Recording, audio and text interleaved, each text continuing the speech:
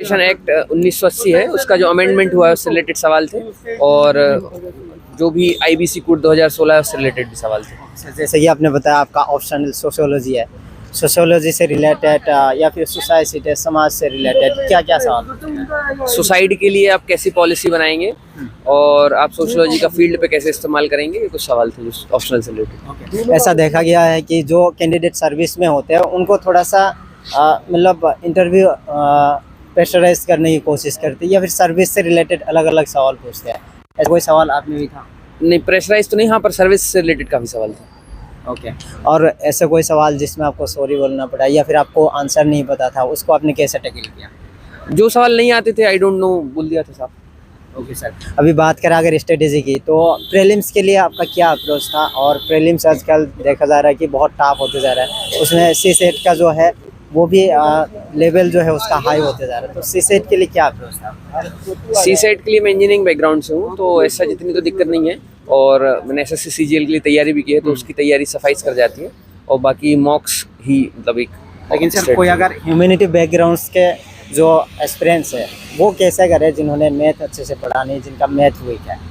कुछ यूनिट्स हैं जिनसे ज़्यादा सवाल आते हैं, उनके मॉक्स और उनको अलग से तैयारी करके सी सेट इंग्लिश पे फोकस करेगा, आपको मैथ्स अच्छे नहीं होते। Okay sir.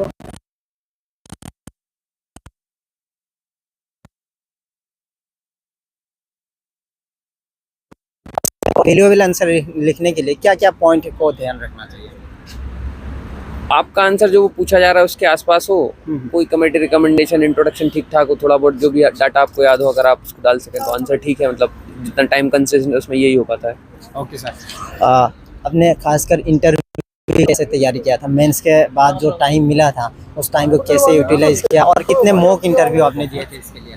मैंने तो 20 तारीख से ही तैयारी शुरू की है, तो 10 दिन ही दिया है, और दो मॉक ही दिए हैं सर।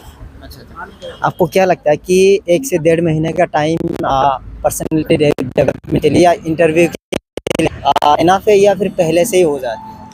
जो आप अभी तक हैं वो आप बदल नहीं सकते हैं, और जो जैसा इंटरव्यू में पूछते हैं वो जरूरी नहीं है कि आपके डेफ से या जो आप तैयार करके आए उससे पूछें, वो किसी भी ट्रेजेक्टरी पे जा सकते हैं, तो जो आप अभी तक आपने सीखा है वही काम आता है। अच्छा सर, इंटरव्यू में क्या देखते हैं? एक आदमी की पर्सनैलिटी या फिर रियल दिखाना होता है, या फिर कैसे मतलब रिप्रेजेंट करना होता है अपने आप को? आप रियल नहीं भी दिखाएंगे तो रियल दिख जाएंगे, और मतलब आप कैसा, मतलब माहौल कैसा है 30 मिनट का, अल्टीमेटली यही मैटर करता है बस। आप मतलब कूल कंपोज रहे, कितना सफाई से या ऑनेस्टी से आपने उत्तर दिया, अंत में यही मतलब यही मेरा एक्सपीरियंस होता है, इतना ही, जितना भी लिमिटेड है उसके हिसाब से ही समझ में आया। सर पीओआई क्विज और टेस्ट सीरीज प्रीलिम्स के लिए आपने कितने लगाए थे? पीवाई को तो सारे लगाए थे, टेस्ट सीरीज इस बार कोई नहीं लगाई थी। पीओआई क्विज कितने साल के लगाए थे? 2000 से लेकर 2000 से 2022, 20 साल के लगभग। अच्छा अच्छा। अभी जो 2024 का प्रीलिम्स होने जा रहा है, उन लोगों को क्या एडवाइस देना चाहेंगे? अभी जो भी 4-5 महीने का टाइम बचा हुआ है, इस टाइम को कैसे यूटिलाइज करें, कैसे अपना रूटीन बनाएं? बेसिक्स की पढ़ाई करें और मॉक्स दें, मतलब यही कर सकते हैं।